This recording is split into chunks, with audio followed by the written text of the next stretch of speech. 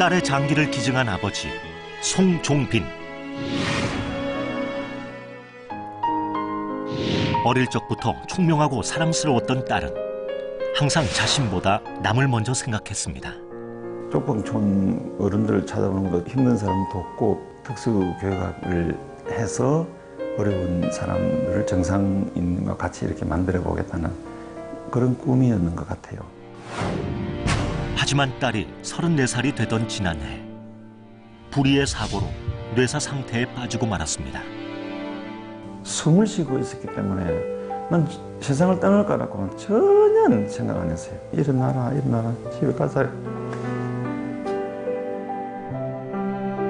겨우 마음을 추스르고 생전에 장기 기증을 원했던 딸의 말을 떠올린 딸은 세상을 떠났지만 그녀의 바람대로 다른 생명을 살릴 수 있었습니다. 누구나 할 수 있는 일이지만은 아무나 못한다. 내가 참 배워야 될 점이다라고 그렇게 생각하는 거죠. 우리 애처럼 그 남한테 좀 배려하는 흉내라도 내면서 살다가 갈 거예요. 딸을 통해 배려의 삶을 배운 송종빈 씨를 소개합니다.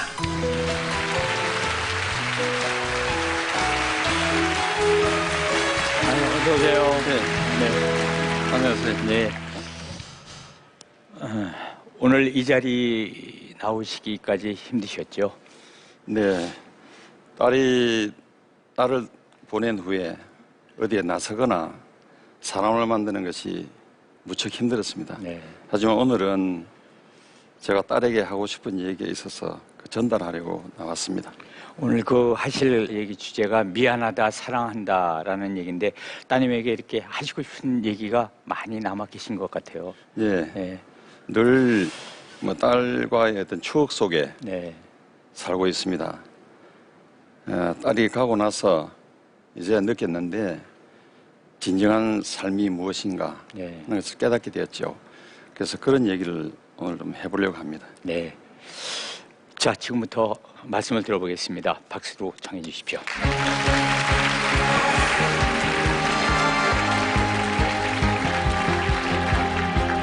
안녕하세요.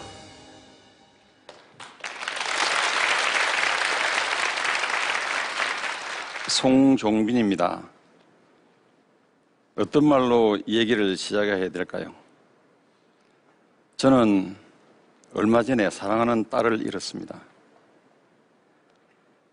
지금도 가슴이 무너져 내릴 것 같은 고통과 황망한 속에 있지만 그 아픔을 딛고 하고 싶은 얘기가 있어서 나왔습니다. 짧았지만 의미 있게 살다간 제 딸 얘기를 하고 싶었어요. 그럼 어디에선가 우리 딸이 제 얘기를 듣고 있을 거라 생각하면서 힘든 얘기지만 시작해 보겠습니다.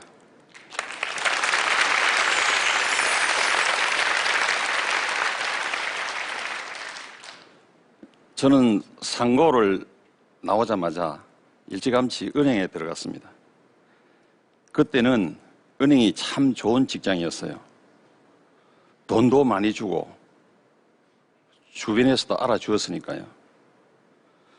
좋은 직장 다니면서 처형의 소개로 아내를 만나서 일찌감치 23살에 결혼도 했죠. 저는 4월 30일에 결혼을 했는데 다음에 5월 1일에 큰딸 아신이를 낳았습니다. 그땐 정말 행복한 시절이었죠. 자식 가진 부모야 똑같은 심정이겠지만 우리 딸 정말 눈에 넣어도 아프지 않은 그런 예쁜 딸이었습니다. 그런데 그렇게 사랑하는 딸이었지만 애정 표현을 많이 못했습니다. 일하느라 바쁘기도 했고 또 제가 경상도 남자라서 그런지 공부도 잘했고 상장은 싹쓸이 해왔는데 칭찬도 못 해주고 그게 그냥 당연하다고 생각했나 봐요. 제가 그리고 딸은 대학을 나와서 아이들을 가르치는 일을 했습니다.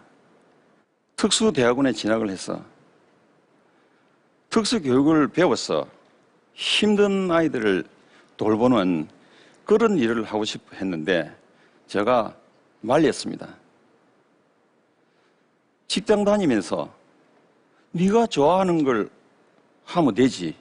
왜 그런 힘든 일을 하느냐고요.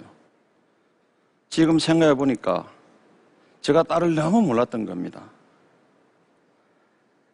저희 집에는 늘 강아지가 4~5마리가 있었습니다. 늙고 병들어 입양 안 되는 그런 유기견들이었어요. 사람들이 버린 개를 안락사 직전에 딸이 데려와서 돌보는 겁니다. 그 개들이 좋은 주인 찾아갈 수 있게 데려다 주고 그랬습니다. 떠나기 전까지 매달 유기견 보호 관련 협회에 기부도 했답니다. 그리고 쪽방촌에 사시는 분들한테 맛있는 음식을 잔뜩 사가지고 가서 대접도 하고요. 저는 딸이 이렇게 남에게 주기 좋아했다는 것을 애가 떠나고 나서 알았습니다. 장례식 때 딸의 후배들이 딸의 생전에 한 일들을 편지로 써놨더라고요. 이제 정말 힘든 얘기를 시작해야 되겠습니다. 작년 3월 말 어느 날이었습니다. 딸이 병원 응급실에 있다는 연락이 와서 부랴부랴 갔더니 이미 의식이 없었습니다. 의사가 말하기를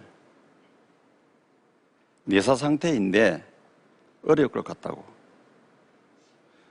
근데 저는 멀쩡한 얼굴에 숨을 쉬고 있으니까 살아날 거라고 생각했습니다. 그리고 잠시 제가 병원을 비웠다가 돌아오니까 아내가 그래요. 여보, 이 병원 사람들 나쁜 사람들이야.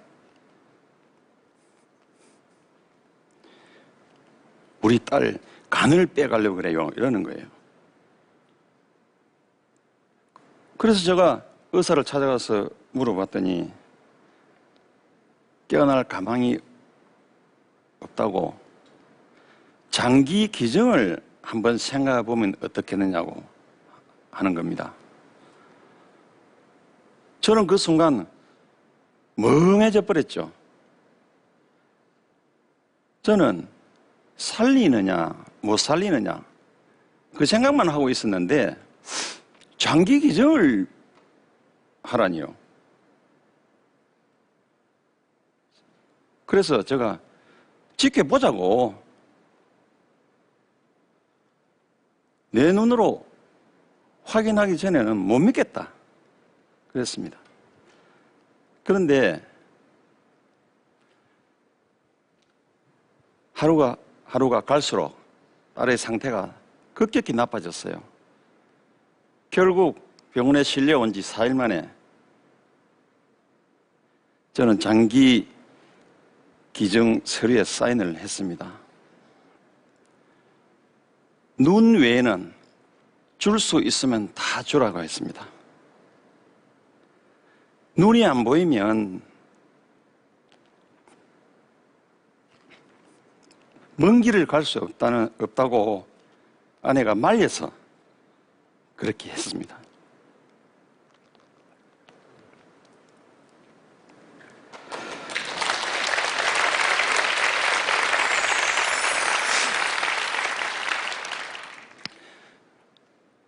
금쪽 같은 딸의 죽음을 받아들이고 장기 기증까지 결정한다는 것은 사실 힘든 일이었습니다.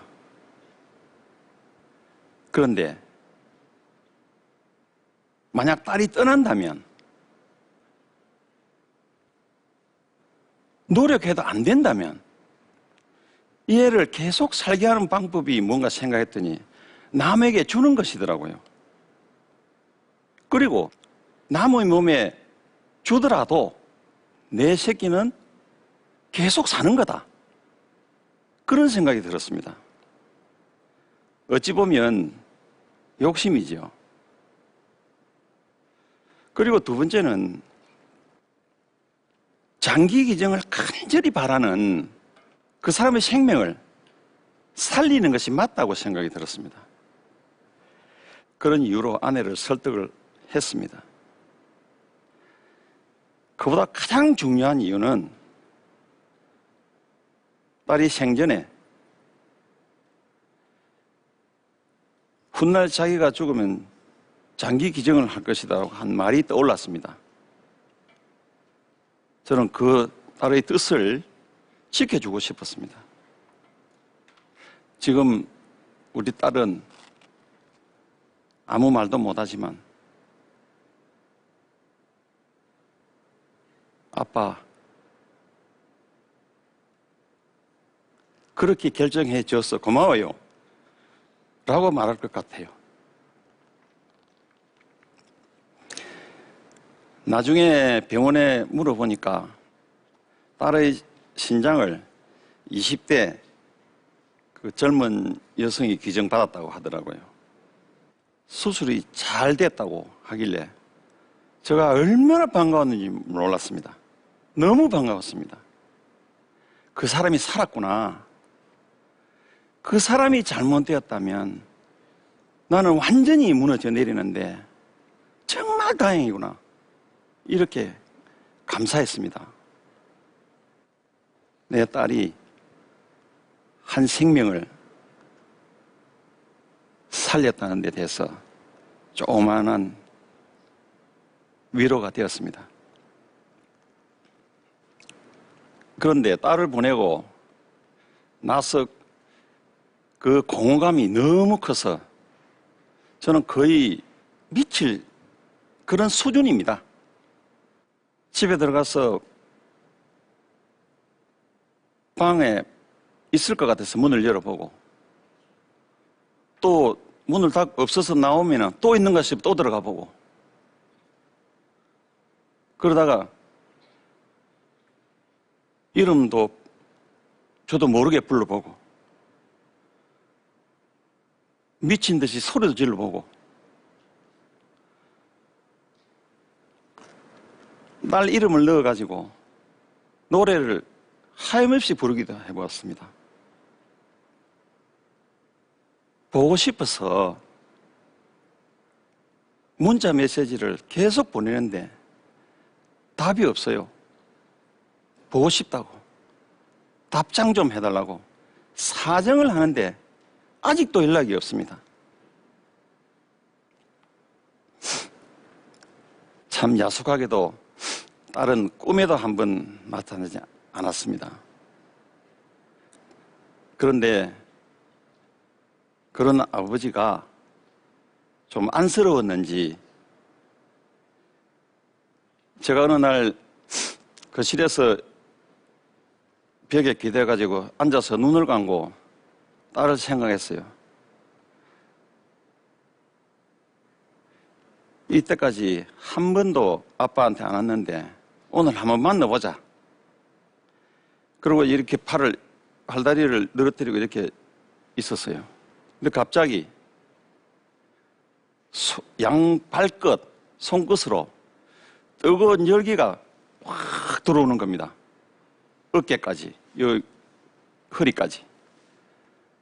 그래서 제가 직감적으로 왔구나. 내가 왔느냐? 어서 오너라. 아빠가 잘 못 해줘서 미안하다. 이러니까 딸이 아빠 아니에요. 괜찮아요. 저 잘 있어요. 이러더라고요. 그리고 잠시 후에 쑥 빠져나가 버리는 겁니다. 그래서 제가 가지 마! 그리고 외쳤죠.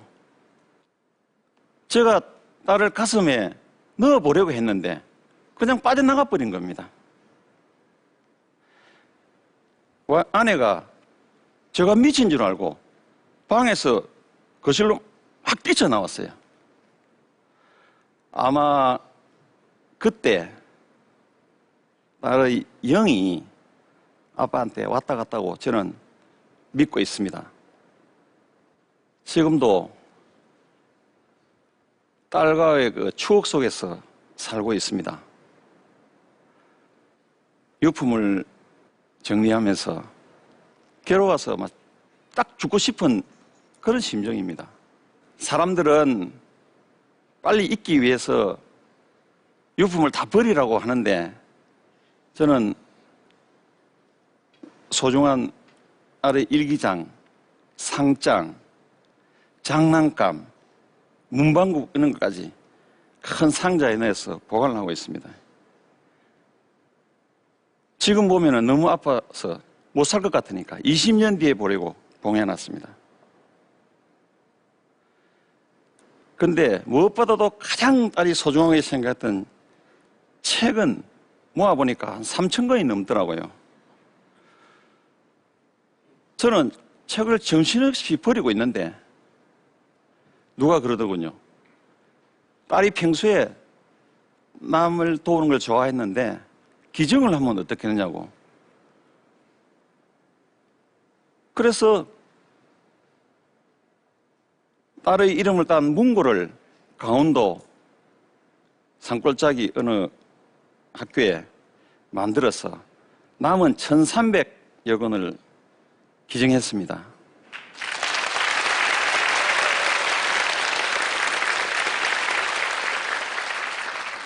학생들이 책을 읽고 미래를 개척해 나가는데 조금이라도 보탬이 된다면 우리 딸이 얼마나 좋아할까요? 앞으로는 제가 계속 보내야 되겠죠. 마지막으로 이 자리를 빌려 딸에게 한마디 해도 될까요? 모두가 다 보는 방송이니 제 딸아이도 보고 있겠죠. 영원히 가슴에 묻어야 하는 내 새끼 아시나? 네가 떠나기 며칠 전에 해준 특별 요리 참 맛이 있었는데 이젠 다시 먹을 수 없겠지. 그렇게 좋아했던 책을 읽던 네 뒷모습을 또 다시 볼 수 없겠지. 아시나 미안하다.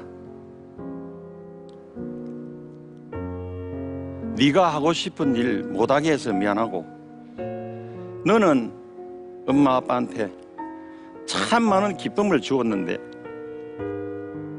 이 못난 애비는 정말 사랑한다 표현을 못해서 미안하다. 하지만 어느 부모보다도 우리가 너를 사랑했다는 사실을 좀 알아줬으면 좋겠다. 네가 보여준 모습대로 네가 살아온 대로 나도 살다가 갈 거다. 내 딸로 태어나줘서 고맙고 먼저 가게 해서 미안하고 사랑한다. 내 딸 아시나? 이사 가게 되면은 새 주소 문자 보낼 테니까 잘 찾아오너라. 지금까지 저의 무거운 얘기를 잘 들어주셔서 정말 감사합니다.